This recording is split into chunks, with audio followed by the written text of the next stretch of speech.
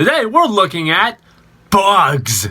Sync is an Aqua's Darkest exclusive skill where you reveal a specified card from your hand to gain additional skills. It can be a very useful ability when you are on your way to victory and allows you to use these skills when in certain situations to get yourself an advantage. The fact that Sync is part of the Aqua's faction instantly gives it more versatility, as Aqua's is known for drawing you cards to increase your hand advantage, and more than likely you will draw cards that meet the requirement for certain Sync cards. Aqua's is also a faction where you have access to a lot of negate cards, so you have more of an edge over your opponent.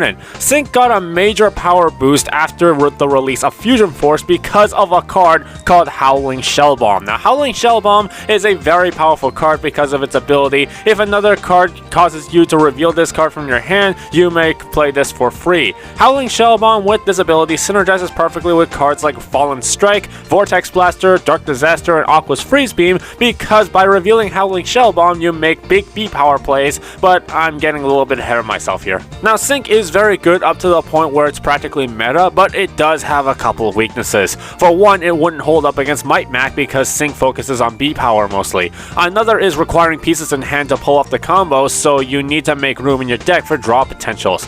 So with that being said, this is what Dawson's Sync bug deck currently looks like, starting with the Bakugan. The Bakugan Dawson has chosen are purely based on insects and arachnids, you know, the creepy crawlies, because he was a Mega Colony player when he played Vanguard, so his selection of Bakugan was very specific. But because this is Sync bugs, he of course has to at least run Darkest and Aqua's Bakugan on his team.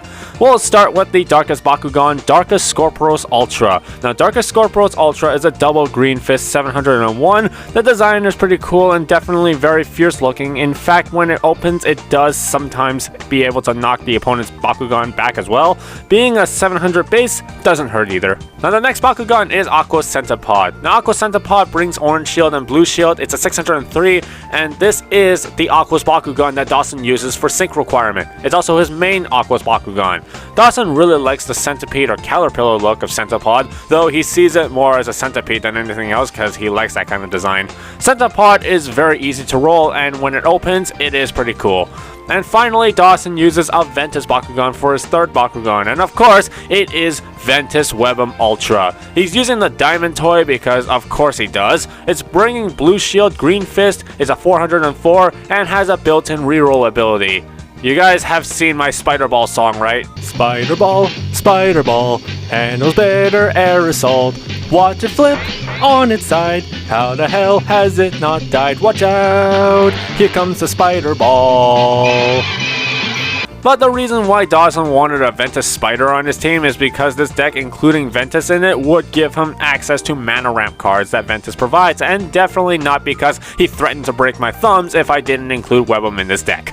So that is the Bakugan he uses. You can use any Bakugan you'd like in your own builds. Really, I think the reason why Dawson uses bugs is because he likes to gross me out. Here are the cores that he uses. The Green Fist, we have plus 100, plus 3 to certain factions, but mostly Darkest, and also a Green Fist and Orange Shield gear cost reduction cores, with Blue Shields that give plus 550 and plus 600, so you would be wise to prioritize placing the Blue Shields closer to yourself as possible, as they give very high B power buffs. So, the start of the deck list. We got the Geogans that Dawson is using first, Ventus Mutasec, and Darkest Montrapod. Now, Ventus Mutasec is a 3 cost 1108 and plus 4 on Fire Fist, and plus 200 and Shadow Strike on Helix. The reason why Dawson uses this is because, well, Dragonflies are cool, and also it's more of a trickery thing. Mutasec's core bonuses don't synergize with the Bakugan lineup. However, this Geogan is used to steal the opponent's cores instead. Some of the meta right now are Fire Fist and Helix decks, and since Geogans can be dropped anywhere on the board, it makes a good counter if Dawson is facing any of those decks, so that when he closes the Bakugan, he can put the core on his own side of the field, making it harder for his opponent to hit them next turn. Being a 1108 is also not that bad either if going for heavy damage. Another heavy damage Geogan he uses is Darkest Montrapod, also a 3 cost, but being a 1010 vanilla. Like I said with Mutasec, they are okay 3 costs meant for stealing cores and being deceptive. If any point Dawson feels like winning with Geogans, the other cards in his deck can help him do so, and that includes the main card of the deck, Howling Shell Bomb. We're running 3 copies of Howling Shell Bomb because of course we are. Howling Shell Bomb gives 1000 B power and is a free play with certain sync cards, so of course we are going to be running a playset. We're also running 3 copies of Falling Strike, a 0 cost plus 100 B and sync. You may reveal a card in your hand that costs 5 or more for plus 5. Falling Strike is a monster 0 cost because you can use this to reveal Howling Shell Bomb and free play it with its ability, and you will be looking at plus 1100 B power and plus 5 damage with this combo. The scary thing about this is that since Falling Strike is a 0 cost, you can literally pull this off on turn 1 and deal some serious damage to your opponent. This was pretty much the combo that got synced into the meta. If not turn 1, then this combo will be free to play mid or late game, conserving your energy for even more stuff. Next up, Dawson runs 3 copies of Aqua's Freeze Beam, a 1 cost plus 200 sync. You may reveal a card in your hand that costs 5 or more for plus 500 instead. So if you do not have Falling Strike in your hand, you can still pull off a first brawl win by using Aqua Freeze Beam. Reveal Howling Shell Bomb and you will still get a B power buff of 1500, which is very insane. Aqua's Freeze Beam is also useful plus 500 even when you don't have Howling Shell Bomb in your hand, because you may reveal any card that is 5 cost or more and you will still get plus 500 B power, which is still a decent amount. Considering the B power Dawson works with his Bakugan, he's going to need these buffs. Next, Dawson runs 2 copies of Dark Disaster, a 2 cost plus 300 plus 3 sync. You may reveal a card that costs 5 or more to draw 1. Again, another Howling Shell Bomb enabler, and with the added bonus of drawing a card for only a 2 cost. Not only do you buff your beat power and your damage, but also increase hand advantage. The combo does require a -2, but with the added sync ability, you can make it a -1 instead. These cards are our key elements to the deck to make our weak little bugs into Mothra level monsters. In addition to the sync engine, Dawson likes to have contingency to help with his plays, and since this deck gives him access to Aqua's and Ventus bonuses, we got quite a few things we can take advantage of. Dawson runs 2 copies of Blinding Ink, a 2 cost negate an action card that costs 3 or less. Cards that cost 3 or less are pretty popular to play, so Blinding Ink is genuinely very good. Another negate he runs is 2 Baku Slumbers. For a 2 cost, negate an action card and its controller energizes it uncharged. Baku Slumber is very good because for a 2 cost, you can negate just any action card. Sure, it's fed into your opponent's energy, but the cost is worth it since it would go in tapped and they wouldn't be able to use it. Next, Dawson runs 2 Swampugon, 0 cost plus 2, and energize a card from your hand uncharged. So, a good damage buff and also energy ramp for free. And next, Dawson runs 1 Huge Knowledge, 10 cost, energize your discard pile uncharged. It's insanely good, but yet very expensive. But I gotta be honest with you guys, Dawson made me put this into the deck because it's funny. But if he gets it off, it can be devastating. The last action card he uses is Baku Spy, a 6 cost. Look at the top 5 cards of your opponent's deck. You may play a non-flip card from among them for free and put the rest back on the bottom of their deck in any order. Now Dawson has managed to pull this off in one brawl against JJC where he managed to steal a Winton Styles hero card from him. Baku Spy is a pretty good trolley card. You can use it to steal heroes like Dan or Shun to use for yourself. You can steal Baku Gear for yourself. You can steal Geogans for yourself. Heck, you can even steal Evos for yourself if your opponent is running the same compatible Bakugan as you if you want. For a 6 cost, it's just pretty good and there are so many possibilities you can do with this thing. Now for his Evos, he runs just 2 Maximus Webum Ultras.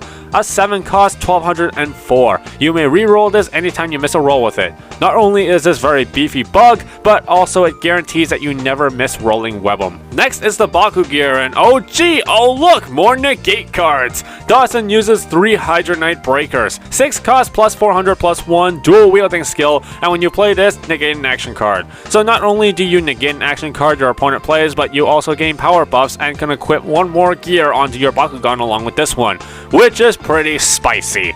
Next, Dawson runs 3 Tidal Cannons, 8 cost plus 3000 B power. Now yes, you might be thinking the cost is too high, but remember Dawson does run mana ramping in this deck to give himself the energy needed to play this. Tidal Cannon giving plus 3000 B power? That's a lot of yapai! This card is literally Bakugan steroids. With an additional plus 3000 B power, it makes any of his Bakugan hard to brawl against. And speaking of mana ramping, the final gear is 2 of Stealth Thrusters. 4 cost plus 400, and when you play this, energize the top card of your deck uncharged.